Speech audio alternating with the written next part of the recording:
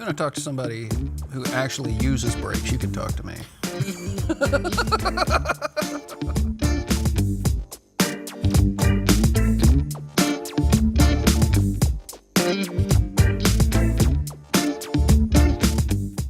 I met you a lot of years ago. Yeah, it's been a because while our now. kids Yeah. went to the same school. Yeah. And it turns out that you rode bikes. Yeah. Yeah. And I think you were I was probably pretty new to it, but you were like a seasoned professional.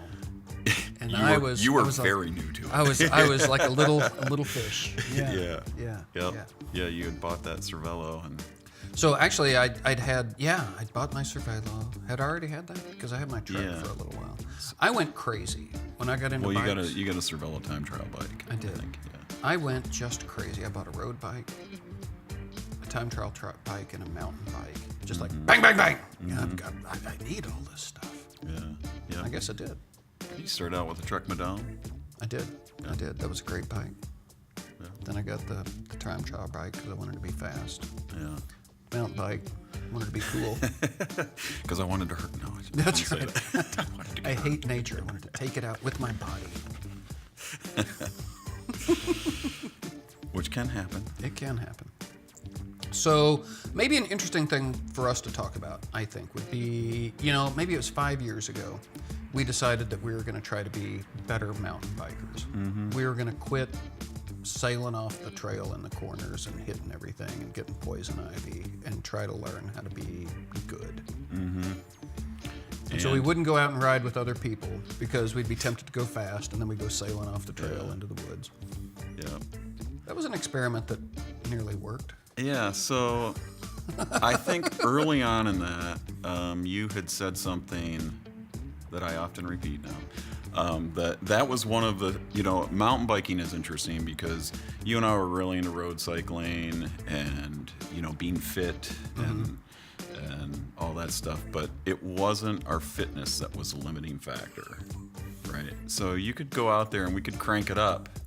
We just didn't know what to do with it, know? And yeah, like you said, I mean, I don't know, and then, I don't know, I guess it was a little counterintuitive because speed does help, but not at the wrong time.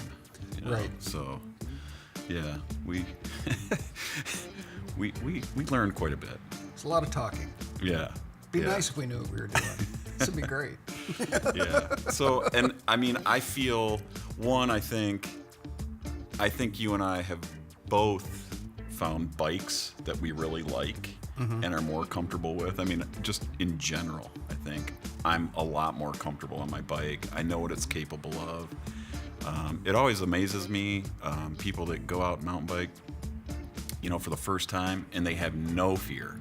And they're just like, they run the bike through anything, whereas I always had a tendency to treat my bike very delicately as if it were a road bike. Maybe, I don't know. But I was always afraid of kind of breaking it. But mountain bikes they're incredible. Not that they can't be broken, but they're pretty awesome, and, letting the bike perform for you and getting over that and knowing that it was okay to let the bike perform for me helped me a lot, I think. Modern bikes help a lot. We see customers here. So I'm thinking about that old Carbon Giant 26-inch bike you used to have. And I used to have this, that super sketchy Voodoo. Yeah. It was just had me by the throat the whole time I was riding it, waiting to kill me. And I'm thinking about the modern geometry, the way mountain bike kind of design is. Yeah. It makes mountain bikes more friendly. Yeah. Oh, for sure. And then a bigger wheel helps a bigger ton. wheel's a thing, yeah. And it just makes it a lot more fun. For me, it makes it a lot more fun. Fat biking, a lot more fun. It's a little bit less fear-inducing, a little bit more fun-inducing, so it's... I'd like to be one of those guys who can ride a fat bike without hitting the brakes. I'd like to have that. Because those guys did, Jason, he's one of those guys. I don't even know why he puts brakes on his fat bike. Yeah. Well, I mean, and that's I don't know. I mean, I think that's where you see the people that are really good, they even no matter what kind of bike they're riding, they don't hit the brakes as much. they're putting the right amount of power into the pedals at the right time, not overcooking it, not undercooking it. So You want to talk to somebody who actually uses brakes, you can talk to me.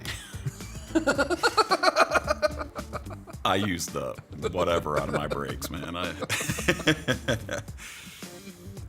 Let's talk about group rides and cyclist-motorist relations. This is only the 80th time we've had this conversation, but the first time we've recorded it. So, you know, you and I talk about this a lot.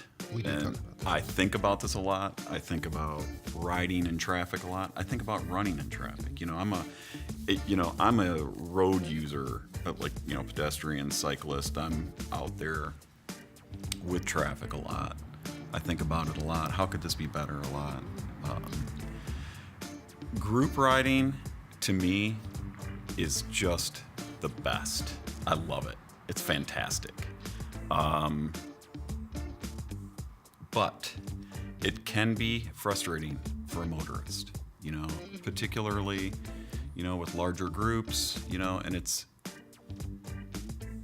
not, I think there's a perception that cyclists are doing something to irk motorists when actually, and maybe it's completely selfish, they're just out there pursuing their own fun, you know, their own exercise, their own, you know, taking care of themselves. Not trying to do anything to motorists, but I can see how it would get frustrating. So the question is, how do you mitigate that? How do you make it less frustrating for a motorist? And this is where I think we've spitballed a lot. You know, do you ride single file or do you ride two abreast? You know, if you ride single file, the line is longer. If you ride two abreast, it's shorter, but it's wider. You know, it's tough. So I kind of cheated. I listened to a little bit about, you know, you talking to some other people about this, and I know. I mean, ultimately, it comes down. You have to have educated cyclists, which most of them are, honestly, and then, you know, motorists, you know, a little bit more patient, understanding that, you know, this is just a minor delay, you know, but it is a delay. I mean, It is a delay. It is a delay. It's you know, well, I'm gonna the E word, empathy, yeah, for me is the touchstone for all this stuff. yeah, These guys aren't doing anything bad. And this Yeah. guy in the car, he does have a place to get to, and Yeah. we shouldn't make it worse than we have to. yeah. And that's a challenge as a cyclist, because sometimes it's just, you know, the feedback you're getting on a bike about what bad can happen to you is very real, right? So sometimes it seems very reasonable to someone in an automobile that you just need to get over, but they're not, you know, you're not in an automobile. You're looking at, well, you know, there's a piece of someone's hubcap laying in the road in front of me, a fender, a big rock, a pothole. You know, you can't always be in the bike lane, because yeah. the bike lane, especially as we get into spring, is the repository of all road filth. Yes. Yes. And so it's, you know, what's motivating us, what our incentives are, is, you know, it's very different when you're in an automobile, because you're very protected in there, and it's, you know, car tires are thick and wide, and, you know, if you blow a car tire, you're probably not going to die in a fiery wreck, you know. In a bike, it's very different. So Still possibly no fire, though. maybe I exaggerate, but Yeah, no, that's exactly right. A flat when you're going 20 miles an hour it could be is very, very alarming. bad. It's extremely alarming. And it's not just bad for you; it's bad for the people around you. You know, that's why people that move in groups and bike, you know, people, when you're group riding, you know, one, it's imperative to communicate and to behave predictably, but it also, you behave, I don't want to say slowly, but I guess that's predictability, you know. So when a car sees you ignoring them or whatever, really you're waiting for an opportunity most times to let them by or whatever. But it doesn't always work out right when you want it to, you know, or right when the car wants it to. So, yeah. Yeah, I guess there is no magic bullet for it. You know? Well, I think it's not going to get fixed, but I think that the two things that I keep coming back to are education and empathy. Yeah. Education and that bicycles are allowed on the road. They just are by law. Yeah. They can ride two abreast by law. Is that always the best idea? You know, Brian would say, just because you can, should you? Yes, yeah. And so I think that comes back to, as cyclists, having empathy, because I mean, I can't lie and say that I haven't seen cyclists behave with disregard, you know?